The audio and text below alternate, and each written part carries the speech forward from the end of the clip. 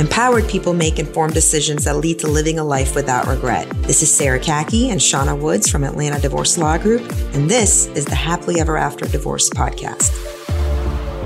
Welcome to the Happily Ever After Divorce Podcast. This is Sarah Kaki with Atlanta Divorce Law Group, and I'm joined by our very own managing partner, Shauna Woods.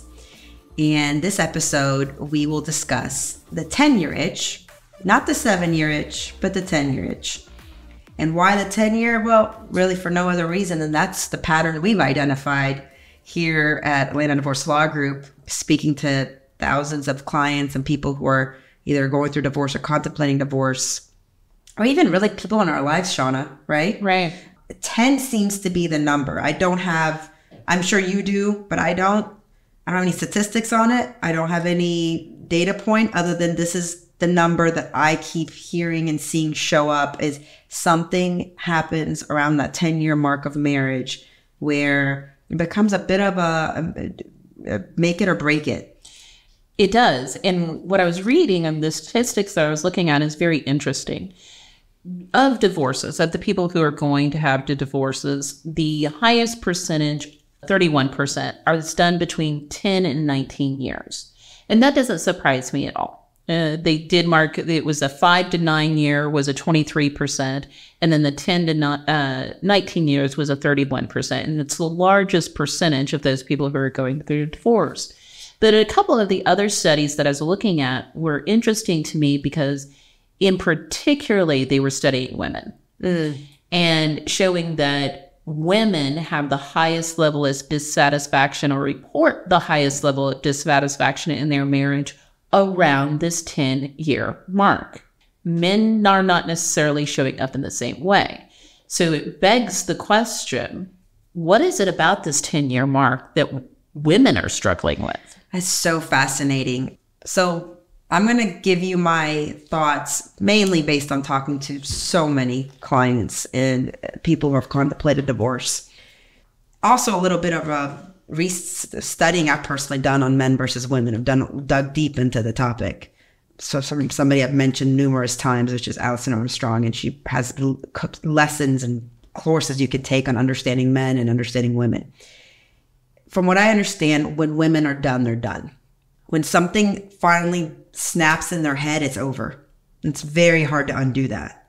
Men, actually, surprises a lot of people, have a higher need for that continuous commitment. It doesn't mean they don't walk out on the marriage. Doesn't mean that they don't have extramarital relationships, but the actual commitment to their person is a much stronger one where they will last in an unhappy marriage and kind of, slope their shoulders and put their head down and say, it is what it is, and deal with it. And how many times have we seen either a female client that comes in and says, I'm done. He knows it too. He knows the writing's on the wall. He knows it's done too, but he won't admit it. And he won't participate in discussing divorce with me. And I'm the one that has to do it. We see that a lot, especially at this 10-year mark.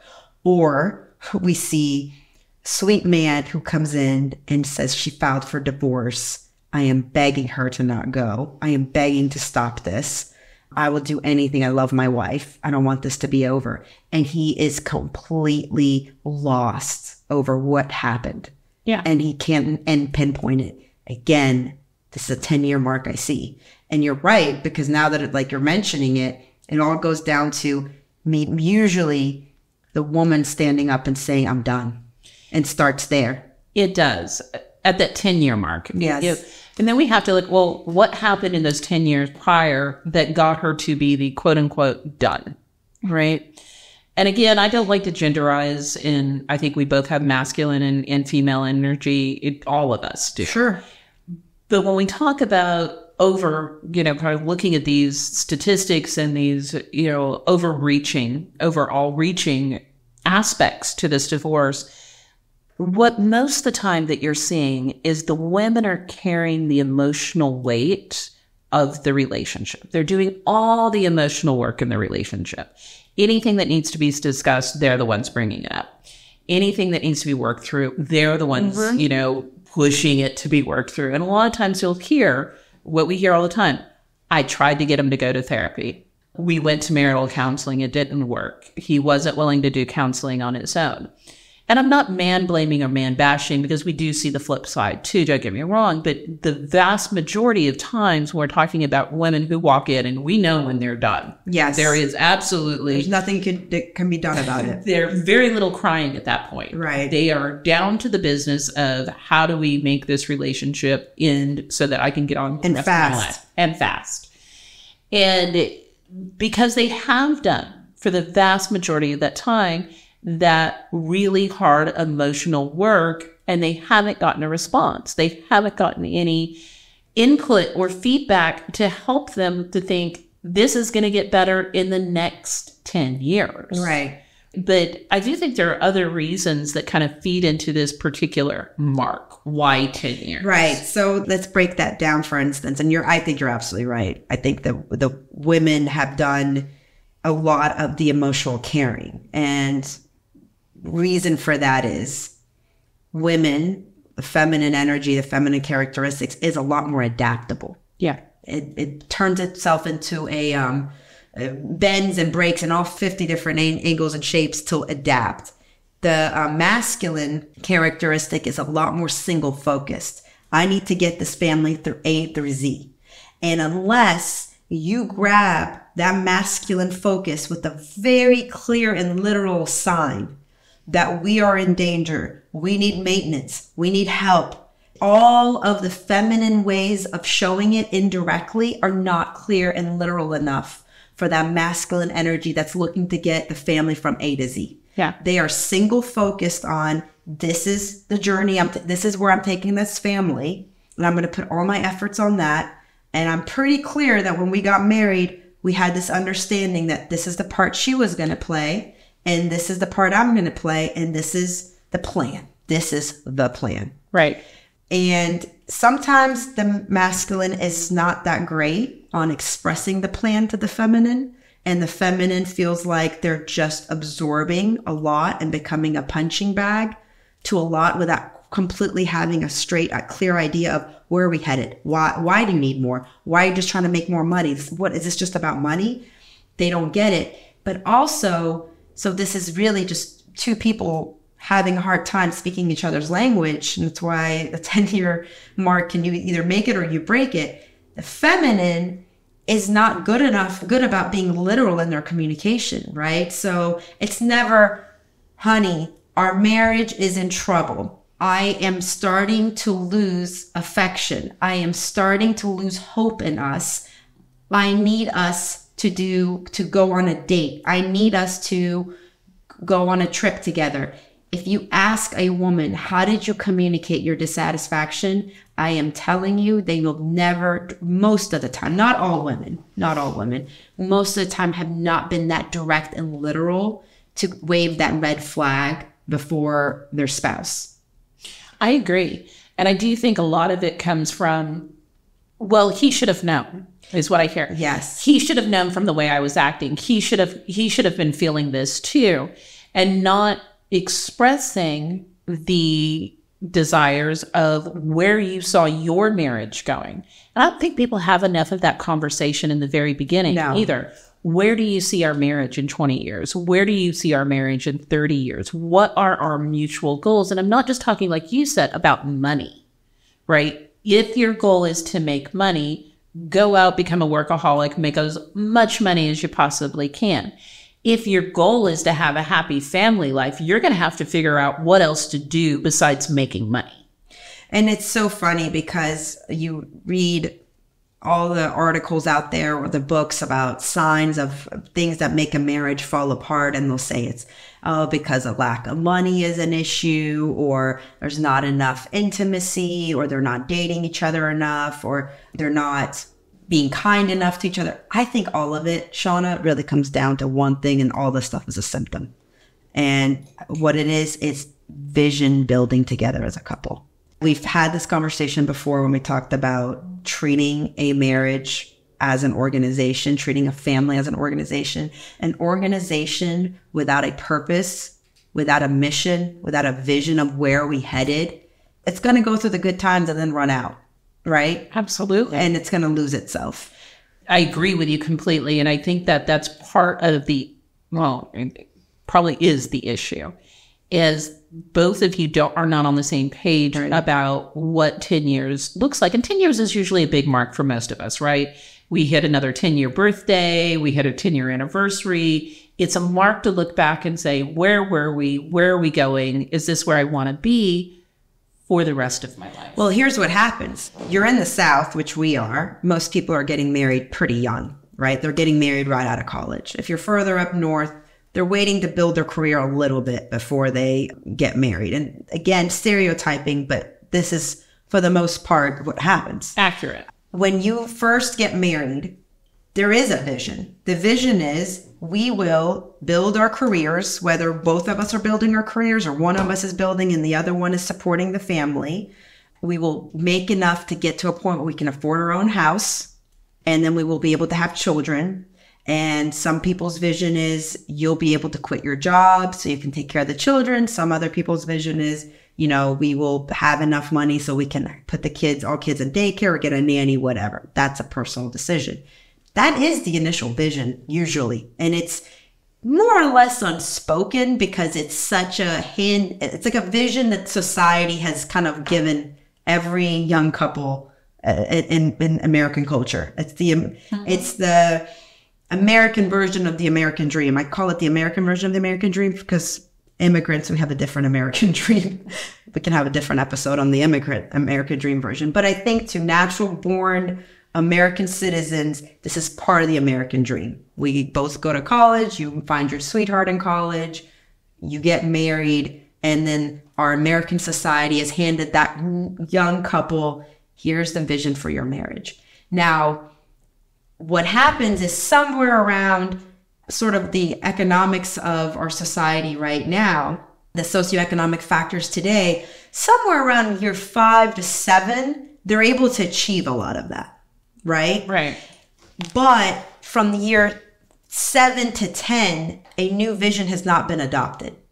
So this is where drifting happens. This is where instead of those first, years, it was exciting. It was building family together. It was getting a new home. It was decorating that new home. Oh my gosh, we get to landscape the backyard into our dream backyard, having kids together, all new and exciting things. And it's pieces of the puzzle are coming together.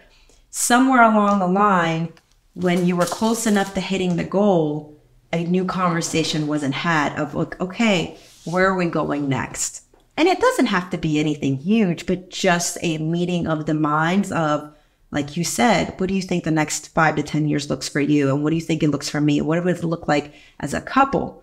Now, so if you don't have that, then by default, each person starts acting independently and unilaterally, trying to find their own, what's my point? What's my purpose? Because otherwise you feel like you're in a hamster wheel, right? Absolutely. And if he's forward on a career, right? And that could be one of the marks. Right. It's okay, do I go back to work? Do I do hobbies? My kids are now at an age where they don't need me all the time.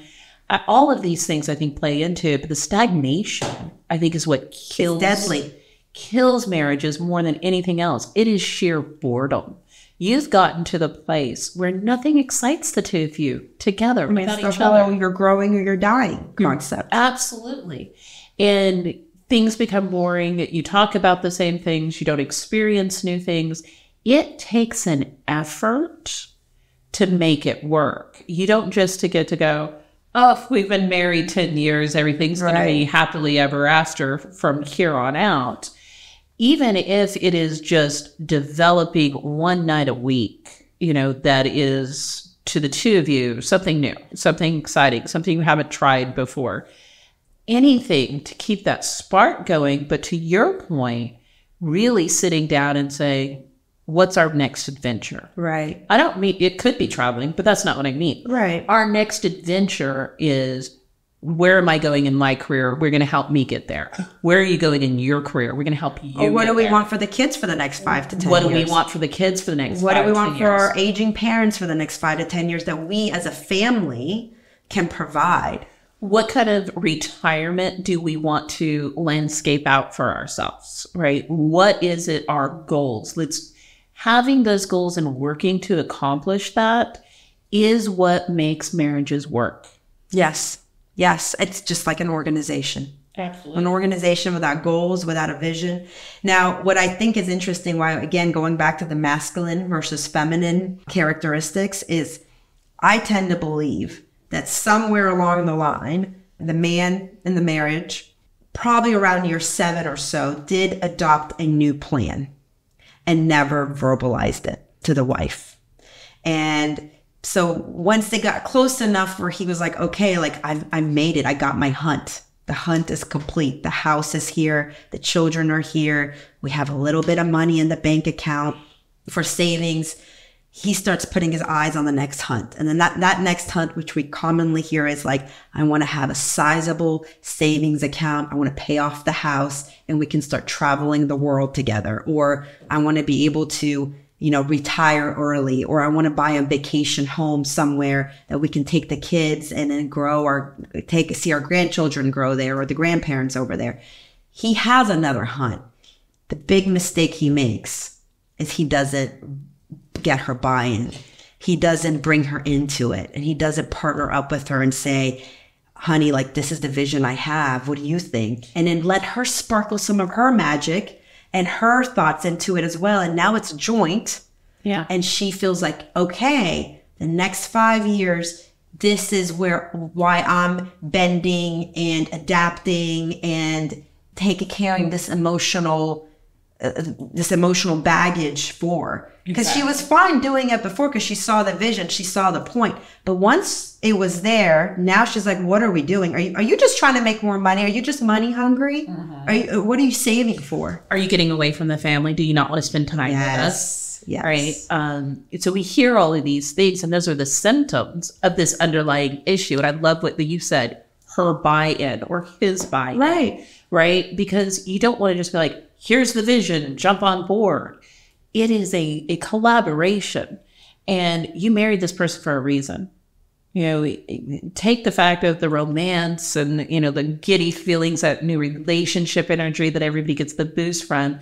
Take all of that out. You married this person for their core value. There's something they uniquely provide that you wanted. And you wanted that in a partnership. So you need to be able to look at that person and say, are we still in a partnership? Yes. And we're not roommates. We're not ships in the night that are doing our own thing. We're in this together. How do we build this together? I think the word roommates is exactly where the 10-year itch hits the hardest. It does. Thank you, Shona. Thank you.